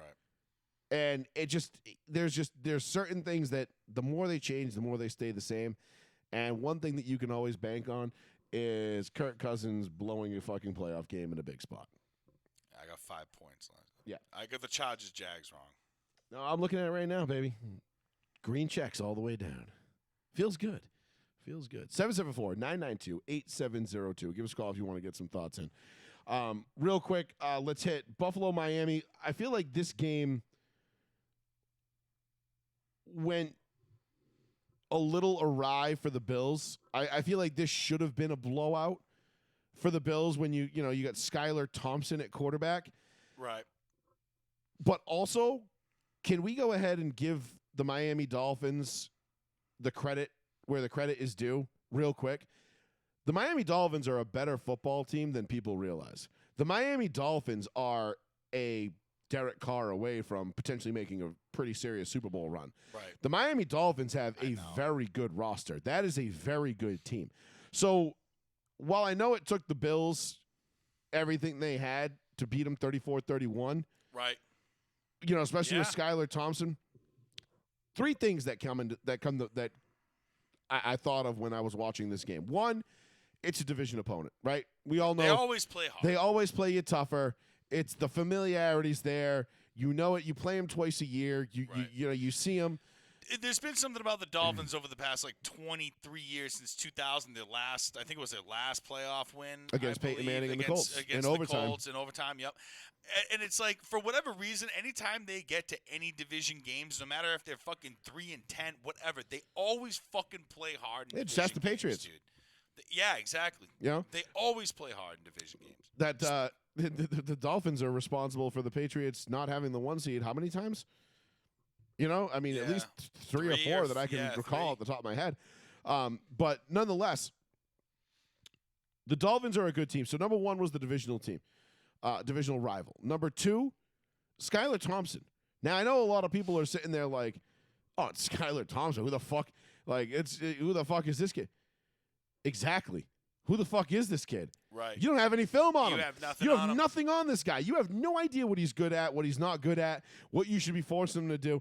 And credit the Bills because eventually they finally figured out a way to kind of funnel him and tone him down a little bit and limit what he was able to do. But Skylar Thompson made some fucking throws. Yeah. The kid played balls out. He balled the fuck out in Orchard Park on Saturday, and it was pretty impressive to watch. Not gonna lie, Right. the kid played well. So the unfamiliarity, division rival with the unfamiliar quarterback, and then the rest of that roster in Miami. That's a damn good defense. That's a damn good offense. McDaniel over there fucking vaping on the sideline. That was awesome. I hope he was actually. I Me hope. too. I hope, he was too. bro. If he was over there busting fat clouds on the sidelines, just like, yeah. dude, imagine if he's just sitting there. He's like, like whipping them up and shit, and all of a sudden, yeah, like the NFL's just like, what in the fuck? And he's like, Subi life. Yeah, You're like, we're millennials. you're like, bitch. what? Like I love that meme of like, it's like Mike McDaniel strutting through like the warm up line, and it's like Mike McDaniel's runs the Dolphins like somebody who like some guy's kid who runs the company while his dad's away on vacation for a week. Like, he's like, yeah, I'm the man's, whatever. And you're like, okay, so but no, Miami's not a bad team. So I'm gonna give more credit to the Miami Dolphins for hanging tight with the Buffalo Bills that I'm going to chastise the Bills for not blowing out the Miami Dolphins. Even though it did cost me in my playoff Survivor League and cost me $25. Fuck you. I needed them to win by 13.5. Damn it, play. No. Which is which sucks. But yeah, I give the Miami Dolphins more credit than I do discredit the Buffalo Bills. They're not too far. The They're Bills- a couple steps away. The Bills did what they were supposed to. They won. They won. That's it. Just like the Bengals did what they were supposed to, they won. Yep. Now, the team that didn't do what they were supposed to, which is my favorite game of the weekend, which was the Los Angeles Chargers and the Jacksonville Jaguars, watching this game, and you're sitting there going, Trevor Lawrence has thrown 4 interceptions in the first half. 4 picks. It's 27-0 at one point. Yeah.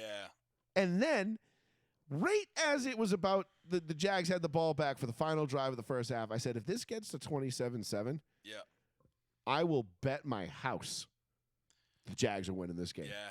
Travis Etienne ran good. Like they Me and one of my buddies, we called it. Etienne? Yeah, Etienne. Me and one of my buddies called it. As soon, and I couldn't post it to social media at the time for reasons. Whatever reasons. Because I was at work. Yeah. But I was able to. I was doing a cell search, doing my job very vigorously, and I was watching the game. It was on in the background, I should say. I wasn't watching it; it was on. Right. It just happened to be. It just happened you to have be to on. check the seals on the TV. And Yeah, I was checking the seals on the TV. Make sure they're correct and intact. Making sure the property list and inventory was all proper and everything. And the cell search took me about 3 hours. Right. Which is crazy. But during that point, it got to the point where I was like, yo, this game right here, like, if this gets to 27-7, there was no doubt in my mind the Chargers were going to blow that game. Yeah. And it got to 27-7, and I looked at my buddy at work, and he looked at me, and he goes, I was like, that was the quick, 2-3 yard run from ETN, right? Was the first one, and then the second one was after the half with that big where they blew the coverage, and T-Law just dropped it into Christian Kirk? Christian Kirk, right? Yeah. Right across, right into the end, and I was like, oh shit. That's the quickest strike right there to make it 14. I'm like, yo, this could happen. And once that momentum shifted, Yep. you were like, oh shit. if you were a Chargers fan, you had to have been sick to your fucking stomach. I don't know if I would have been because I'm like, yo, we still got Austin. No, it was Evan Ingram caught the touchdown Evan pass. Ingram was really the tight end. At 27 to make it 27-7, and then Marvin Jones caught the second touchdown pass. ETN didn't score until ETN never scored. Oh, I thought he did. No, he never scored. I don't fucking. Trevor Lawrence threw the 4 touchdowns. They had 4 touchdowns and a field goal. ETN had a long run to set up. I believe it was the Zay Jones. Oh no, it was the Christian Kirk, the second Christian Kirk touchdown. Right.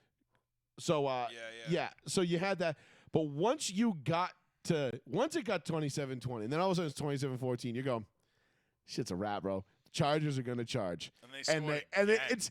I don't know, what is it with the Chargers?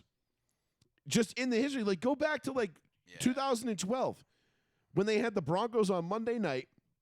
The Broncos were 2-3 2-3 at the time, or 3-3 at the time, down 24-0 to the Chargers at the half, and they come back and end up winning that one 38-28. Was that 2012, Peyton's first year in Denver. Oh, that was Payne's first. And then all of and I was still thinking like Jake Plummer. I feel like or, ever since then, diabetes. the Chargers have just found ways, like just found ways to blow game after game after game after being up big. Like there is no team that takes their foot off the gas more than the San Diego Chargers. Sorry, the Los Angeles Chargers. They'll always be the San Diego Chargers. Just give Herbert and fucking Eckler over to Indy for And something. then on and I'll top be of it, happy. you had to assume Staley was going to be fired this week, and he wasn't. I know. They fired the offensive coordinator. They had Mike Williams was out, right? Mike Williams was out because Joe Staley played all of his him starters in Week 18 in a when it meaningless didn't game matter. against the Broncos. Right. And He got hurt. I get kind of what Staley was getting at, where you're like, all right, like we want to keep this momentum going. Like we want to keep playing. We want What to keep it happened going. when we sat our starters that year against the Titans? Well, and the you Bills? guys, but you guys got to the you were we had already won 14 you were 14 and 0. games. Like you guys benching your starters in 2009. Yeah. The Colts, I mean, benching their starters in 2009. Yep. That was more like, okay, we're giving up on a potentially undefeated season, Yep. rather than going for the undefeated season and seeing what happens. What killed you guys was, Freeney getting hurt in the AFC Championship on the final play of the game against the Jets. Yep. Hank Basket not Yeah. recovering an onside kick. Blah blah blah. We can fuck that shit. can- Fuck the Saints. All right. Yep. we can relive that nightmare all day. But Yep. this was different though. This was like, Staley's sitting there saying, "Oh, we want to have our momentum. We want to keep our momentum going." It's like, I get what you're saying, but you go out, you play the first half, you pull your guys out. Okay, look, it's a meaningless game, guys. Take the day off. Your bodies are banged up. It's an 18-game season now, or 18-week season, not 17.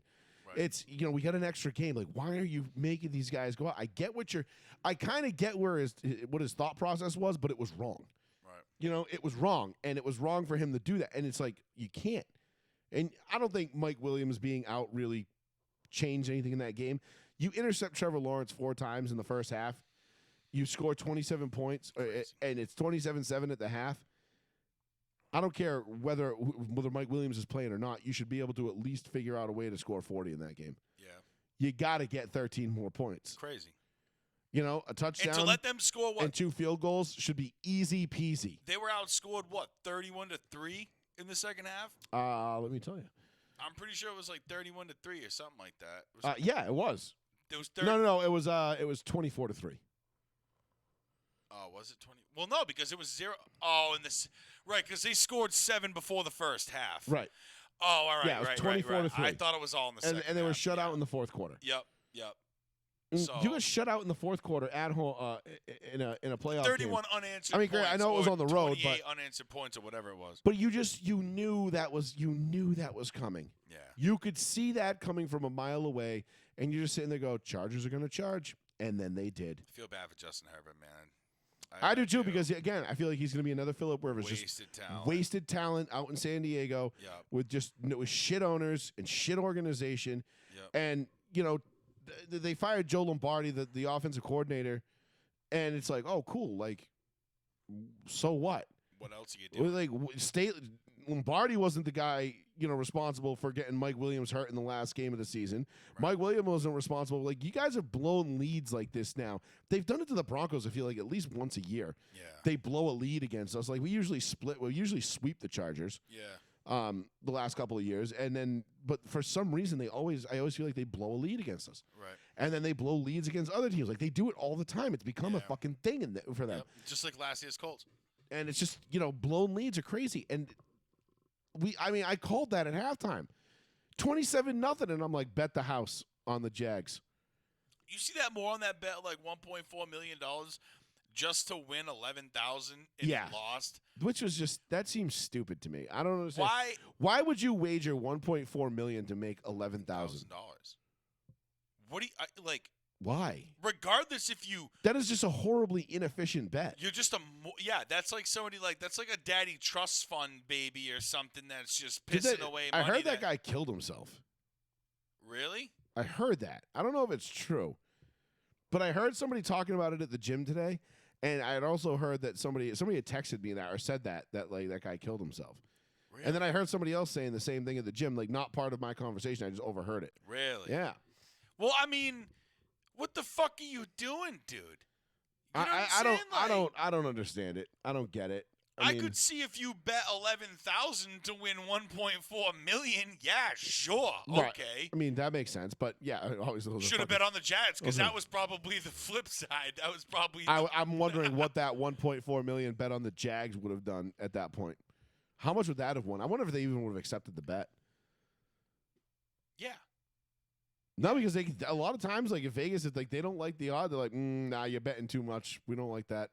Yeah, They because can- if they it can- happens, they got to They pay can, the yeah, fuck they can out. deny the bet. Like they can deny your bets, All right, but so maybe not 1.4 million, but bet 100 grand or something.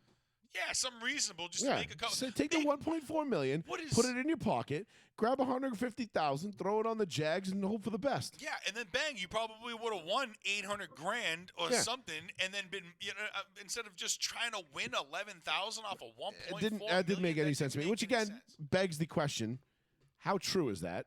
Right. Do we even know if that was real? Right. Well, I see a lot of sports betting shit, but I see a lot of these stories. was that in like some sort of like parlay? Was that part of like some sort of like right. What were for the circumstances? yeah? of the Like bet? we need more context than that before we go making those choices. But anyway, I have no idea if the guy killed himself or not. That's total hearsay. I've heard that from two people now separately. Yeah, that's crazy. Which Well, if doesn't- you've heard it from two other people, then how well, true that is doesn't it? that doesn't mean anything because I've heard I also Yeah. I've heard from I don't know how many people that Trump was in bed with the Russians. And, Yeah, and Joe Biden's actually president. Yeah, Joe Biden, he was definitely not no quid pro quo with Ukraine or anything. I'm sorry, I'm going down a political rabbit hole. We'll stop there. Whoops. 774-992-8702. Let's hit we got a couple minutes left here, Paul. Let's get to a couple of things coming up. Look, the coaching carousel, let's touch on that real quick. Obviously, Dan Quinn interviewing with Indianapolis. Double E did too. Double E, Ejiro Evero, the Broncos defensive coordinator, who I love. D'Amico Ryan set to interview with the Broncos. Sean Payton had an D'Amico's on interview. with Tampa? San Oh, Francisco. San defensive Fran, coordinator. right, San Fran. Jim Harbaugh, though, Jim Harbaugh is the big one. He's back out, to Michigan. right? Yep, he's out. He announced yesterday he's staying in Michigan, which good. I honestly I don't really care for him. was that much. not that stoked on Jim Harbaugh. I wouldn't mind him at this point because of where we are. But for the And Broncos, he's a Colt. yeah, and former he's- Colt. Yeah, bring in the home. But blood. no, I was just not.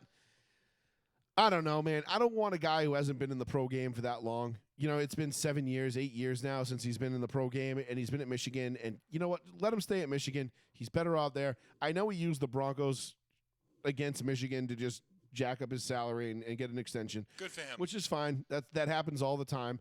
It does nothing. I'm sure. It does I'm nothing sure against your it pissed salary. off Broncos ownership. I'm sure Penner was not happy. Who cares? Well, Peyton's out there. and which makes me nervous because I don't want to give up the first round pick for Sean Payton. Not that I think we're going to get anything like crazy impact wise, at 24 or whatever the Who pick do you is. need right now? You got a top 3 defense. We need offensive line help. That's not first But round. we're going to pick spend. worthy, We're going to be though, spending. We're going to be spending big time in free agency. Right, but no. That's what it no- comes down to. We're yeah, just but going to be what spending O-lineman- dough. What O lineman right now is really worth the first round pick? Oh, That I giving haven't one even- up is not worth Sean Payton. Right. Right. I get that. You know what I'm saying? So like you can snipe all O-line, your whole fucking draft if you want to, and still get Sean Payton, and then weed him out for practice squad, start and second string. No, here I and get there. it. I'm just thinking. I'm just thinking You from like. really don't need anybody other than an O-line. It just kills me to give Tim up. Patrick's gonna come back. I mean, Judy, you got fucking. the way to look at it is this: if the Broncos sign Sean Payton and they give it the first round pick, it's like, okay, would you trade Bradley Chubb for Sean Payton? Because that's essentially what it comes down to. Yeah, So yeah, Yeah, I mean, I would. I think that's kind of a no-brainer. yeah, I would. Yeah, actually, I You would. know, when you think about it that way, it's Yeah. like, okay, yeah, that You makes guys sense. are so. You're literally basically the Broncos at this point are just. I'm gonna say trying this, to if we get fit Sean- if we- pieces with better pieces. If we get Sean Payton and we somehow manage to not be the most injured team in the league next year, we're winning the Super Bowl. Yep. I'll go out on a limb and say it right now. Sean Payton will win. It will be the 5th or 6th head coach to win it his first year Yep. as a head coach. Yep. You got Because some it was talent on that Doug team, Peterson, man. John Gruden, Gary Kubiak, some guy from the Colts from back in the day, and I think I'm missing one more. First for coaches to win it in their first year. coaches. Oh, rookie coaches. To Not rookie coaches, but win it their first year with the team. Sean Payton will be added to that list if the Broncos get Sean Payton. Yeah. Write it down. Mark it down right now. 10-17. Mark the tape. Was Tomlin? January 17th. No, he was not his first year. January 17th, 10:17 p.m. Because the last time they won was the Chin. They won in 05 with the Chin, then they didn't win again until 08. Oh, with Tomlin. With though. Tomlin. Yeah, but that was wait. that was his first year as a coach, wasn't it? No, 07 was. Oh, so he's 1 year off. Yeah, his rookie year they lost to, I believe they lost to the Jags in the wild card round. Yeah, and If I'm not Harbaugh wasn't on the Ravens in 2011. That wasn't his first year. Oh, no. No, 2012? No. Yeah, he had been there He for took a over in while. 08. Yeah, he had been there for a while. He took over in 08. So that's the coaching carousel. I'm actually curious now. Was I'm it the actually- Rams coach from the Kurt Warner? Oh, wait, wrong team. There's got to be. I can't. There's got to be at least somebody in the last. No, that was Dick Vermeil. No, he'd already been there. Yeah, because I can't really think of anybody else. That Yeah, was Tomlin was there in 07. It was 06. So Yep. I thought it was Tom. So there's that. So the coaching carousel continues to spin. Obviously, the last big name out there is Sean Payton. Everything else after that, you're looking at first-time guys or retreads.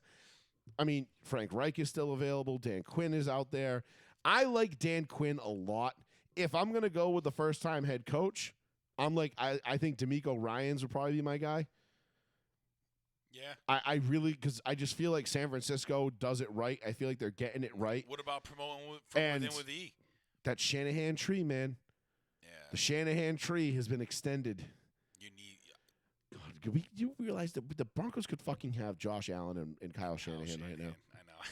Fuck you, with this Joe team, Ellis. With this team, when Josh Allen's literally playing at his Fucking best, Joe and Ellis. Kyle Shanahan is literally coaching at his best right now, you could be right now looking at a championship. We could have been the next fucking Brady Belichick duo. Yeah. We could have had that.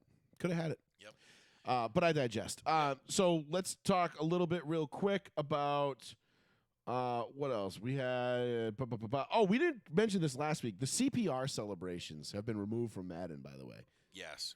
Did we talk about that last Yep, week? yep, We did. Okay. Yep. That absolutely fucking ridiculous. We got the Chargers. We did the coaching carousel playoff talk. Yeah, we covered it all. All right. So did you figure out? Could you think of who has the fastest recorded football pass? fastest recorded ball. Now this is not game. This is actually practice or just anything that's been recorded. Kyler Murray. Nope. I'll give you three guesses. All right. Fastest recorded football speed through a pass. Jared Goff. Nope. You're never gonna think of it. Kyle Bowler. Nope. Zach Wilson.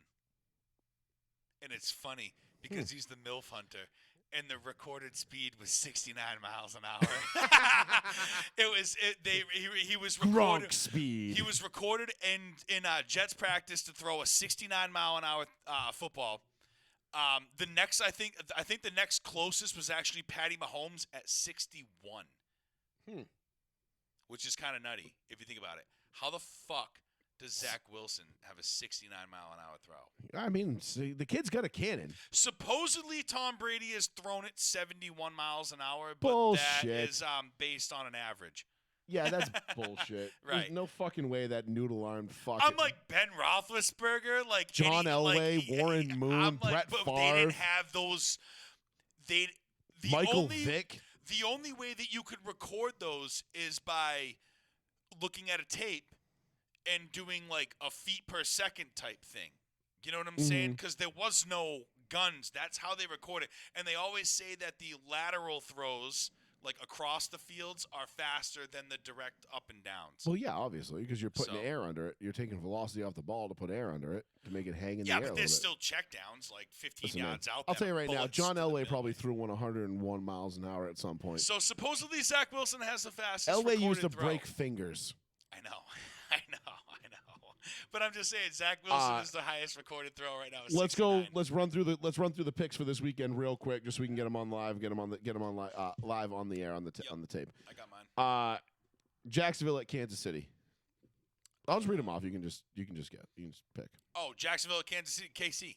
You taking? No, sorry. Actually, no. My picks. I did take Jacksonville. I'm going Jacksonville in the upset. Yep, I'm going big upset. I'm not super stoked on that pick. However, I really want to buy. And Saturday's my birthday, so that would be a great birthday present for me. For Saturday, yeah. Trevor Lawrence to go in. Yeah, tomorrow's your birthday, by the way. So happy birthday. Oh, appreciate it. Yeah, birthday. We got similar, close. We're 3 days apart in birthday. So Paul's birthday is tomorrow. My birthday is Saturday. 2 years and 3 days, but you're going off on. You're going to what? Foxwoods tomorrow. Tomorrow, yeah. A little birthday luck. Little siesta. Yeah, I'm gonna go put $1 and win a car. Put $1 and win a car. There you go, Papa Giorgio. It's Papa Mr. Giorgio. Papa Baby. Giorgio. Let's go.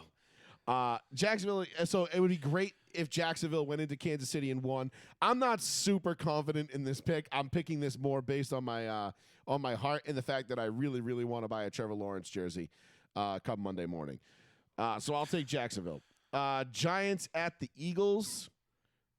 I'm going for an upset Saturday here. I'm taking the Giants. I'm taking Giants. I'm taking. Yeah, I know. Vanilla Those Vic. are my two upsets. Was Giants and Jaguars. I'm taking Vanilla Vic and the Giants to get to the NFC Championship because I feel like Giants Niners is just going to be a classic NFC Championship, which gives They've away been there before, haven't my they? next pick. I'm taking the Niners. Yeah, it was 2011 they played in the NFC Championship. Giants Niners. Yeah, Kaepernick year, right? No, No. Alex Right Smith. before the Alex Smith. Right. Kaepernick was 12. 12. The next End year, of 12. Right. San Fran, Dallas on Sunday night at 6:30. I'm taking the Niners. I got the Niners. Look, I'm just saying right now. I'm going Niners Bills in the Super Bowl. That was my pick. Months ago now. Yeah. I want that to be the case. I'm definitely going to get myself a Hufanga jersey too. Hufanga's the man. I'm kind of like back and like, ooh, I want jerseys again. Well, I mean, the thing is, like, I definitely have the Niners in the Super Bowl, so I have the Niners over the Cowboys for this week. The Niners right now are playing some of the most ridiculously well-rounded football with one of the nastiest defenses that you could possibly fucking put on the field with Hufanga and fucking what's his face, not Boza. Yeah, Boza. Boza, yeah. With Boza, and I just with Brock Purdy coming in and throwing out when he basically like broke out of that, like he basically Eli Manning'd out of a sack, bootlegged out, and I think it was Elijah Mitchell on the right hand side that he just kind of like fucking Mahomes side-armed it to. Yeah. And I remember the throw. I forget who caught it. But yeah, I think it was throw. Elijah Mitchell on whatever it was. I think it was. I'm not sure. My big thing with Brock Purdy and the thing that I saw that I liked most about him on Sunday or Saturday. Saturday. The thing I saw most about him that stood out to me in that Seattle game was it was a 1-point game at the half. That was the only game we didn't talk about because it's the only game that went exactly how we thought it should have. Right. What stood out to me most about Brock Purdy was his ability to step up and climb the pocket. He didn't always try to run left or right and break contain and get outside. He climbed the pocket. He trusted his one time he broke contain where he should have climbed the pocket and he would have had a nice clean area to throw from wide open, but he didn't. But that's okay. He's still a rookie. He's literally Mr. Irrelevant. But what I've seen from this kid is a pocket awareness that I haven't seen in a long time from a rookie quarterback. The last time I saw a guy be this cognitive and aware of what's going on in the pocket and around him, Tom Brady. If you listen to a lot of like, I was doing a lot of like research, not research, but just like kind of like finger feeling out like a lot of different outlets throughout sports with like everybody, all the analysts and the pros and shit. And what they talk about as far as like what coaches see is that intangible that you call impulse. And the impulse that that Purdy has is just phenomenal. He makes his reads. He does his things. He just makes plays out of things that you just wouldn't expect somebody who has started 6 fucking games to make. Right. You know what I'm saying? And that's an intangible that you can't teach. You can't put that in somebody. It's there or it's not. And which brings me back to why I hear people and some of my friends saying, "Oh, I wish Jimmy G was in. They need to go with Jimmy G." I'm like, "You're a fucking idiot." I'm like, "This kid's hot and he's nasty as fuck. He is literally showing you that he is definitely going to need an extension and maybe be the Niners starter quarterback going forward, as far as I'm concerned. And if they don't, they're fucking stupid because they can get him for another year cheap as fuck. Imagine if you're a team like let's say you're the Broncos, right? And you struggled from 2016 to 2021. Yeah. You know, a 5-year period, 6-year period, let's call it 6 years before you got Russ. Could not find a quarterback. Couldn't get a quarterback. And then you look at the San Francisco 49ers, you've got trade bait and Jimmy G. You got a Super Bowl caliber quarterback on the bench. Yep. You got a kid who comes in who's Mr. Irrelevant, is tearing it up right now. Yep. And then you got Trey Lance sitting on the bench who's absolutely trade bait right now. Right. Like you got basically 2 first-round who's picks gonna that bite you can on get. Trey Lance? The Bears. They're going to be like, Justin Fields is Imagine garbage. if they just We're going to swap- grab Trey Lance. Imagine if they just swapped Fields for Lance. It's Like the same thing. it's the same guy. Same guy. I know. They're going to be like, no. We love Justin That would be a Fields. very Bears thing to do. It would be though. a very Bears thing to do, yeah. Oh, we got a brand new stadium. We're going to be out of fucking Soldier Field. We're going to have this, that, the third, blah, blah, blah. Let's get Trey Lance in here. Well, Now I don't what's think with Trey Justin Fields? Lance goes there, but he will be on the move. If All Brock, I'm saying is Brock Purdy is. if Brock Purdy shows, and again, we don't know what Kyle Shanahan's thinking. Kyle Shanahan could be sitting there saying the same things about Brock Purdy that John Fox said about Tim Tebow. Like, yeah, I mean, this is working, but Jesus Christ, we don't know how. You know, like it's working. It's not for long. And honestly, you need to trust in Kyle. Well, Kyle, I trust in Kyle. Whatever Kyle The Shanahan says Niners goes. need to trust in Kyle. The Niners have full trust in Kyle Shanahan. I mean, He this needs is to be like Belichick with the GM. again. This slash- is another instance of like the Niners got to the NFC Championship last year, and probably should have won it. Right. Well, think Except about it. Think Jimmy about it. G is Jimmy G. Brock Purdy's playing out of his fucking mind. You forget the fact that they got Christ Mack, Debo, and fucking George Kittle on the other side. Yeah, What? and then you got one of the best defenses One in of the the league. best defenses in the fucking league, dude. I wouldn't be surprised if the Niners. My pick right now Best is defense KC. left. It's going to be KC Niners in the Super Bowl. I think. I I think. I can definitely see that. I hope you're wrong, but I can. I definitely hope see I'm it. wrong because I don't want KC to be there. I don't mind if the Niners are there because I'm kind of rooting for them because of the Brock Purdy story. I want this to Listen, be like the I'm- most unimaginable. If it's Niners Bills in the Super Bowl, I'm gonna have a very enjoyable Super Bowl Sunday because I'm not. I'm gonna like That's it's gonna be torn, like it's bro. gonna be like last year. I'm going Bills. I'm gonna be like Rams Bengals. Like, all right, like yeah, I want the Rams to win for Stafford, and because I picked the Rams to win it all last year. But I'd like the Rams to win for Stafford and Von Miller and Jalen Donald, Aaron Donald, like the guys that deserve a ring. Which is why. But I would on the be, flip side of the coin, if the Bengals had won, I'd have been like, yo, this is a rad fucking story. These yeah, dudes, Joe Burrow. this is T. fucking Higgins. awesome. T. Higgins a beast. I'm awesome. sorry. So I it'll be need- the I same might thing. need a If T. Buffalo Higgins gets jersey. there, if it's Buffalo 49ers, I'm going Bills. I'm rooting for the Bills. I don't care at that point who wins. I mean, I'd prefer. I'll tell.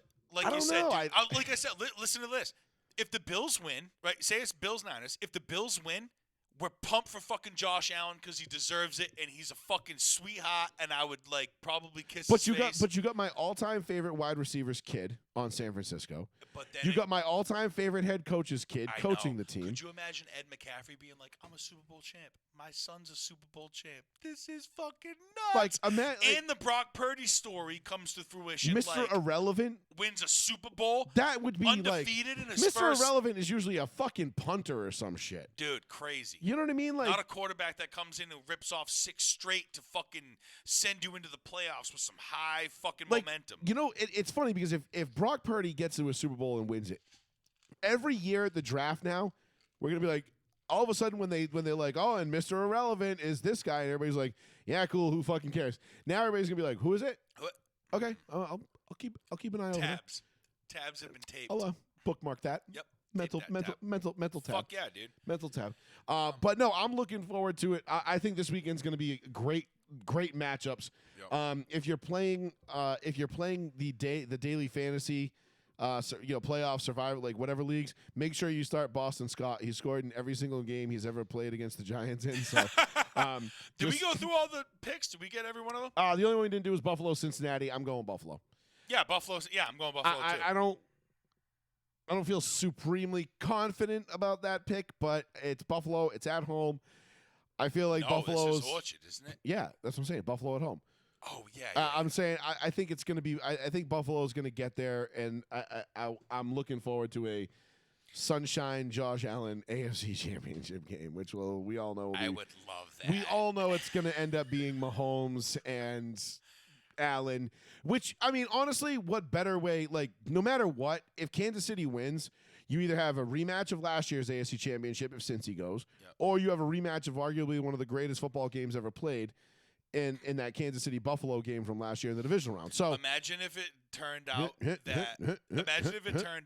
like the new overtime rules that happened because of the Bills KC game ended up fucking the Bills again somehow. I'd be like, Jesus Christ. Like the Bills just get dicked again. You're like, yeah, God you're damn like, oh fuck, man. Hey, you know what? I blame the Colts because they were the first one to put the petition in. I know. I hate the new rules. Just go back to sudden death like it should be. But Yep. all right, Paul, let's leave it there. Yeah, bro. Thank you, everybody, for joining us right here on Row 1 Seat 1 Joey Fats Radio on the one, the only, the New Bedford Guy. Make sure you give us a like and a share over at Row 1 Seat 1 on our own Facebook page. We have plenty of content that we post daily over there, most of the time daily. Absolutely. Somebody's usually posting something, whether it's funny, serious, mostly funny, mostly nonsense. But yeah, you'll like funny, it. You'll enjoy it. Catch me on fucking Call of Duty later on Xbox. Slippy Fist 5 is the gamer tag. All caps. Slippy Fist 5. Just get at me. We're gonna play some COD later. So okay. Well, I guess we're playing COD. So we'll do that. We'll be on. We'll be back next Tuesday night, 8:30 p.m. ish, 8:30 p.m. yeah.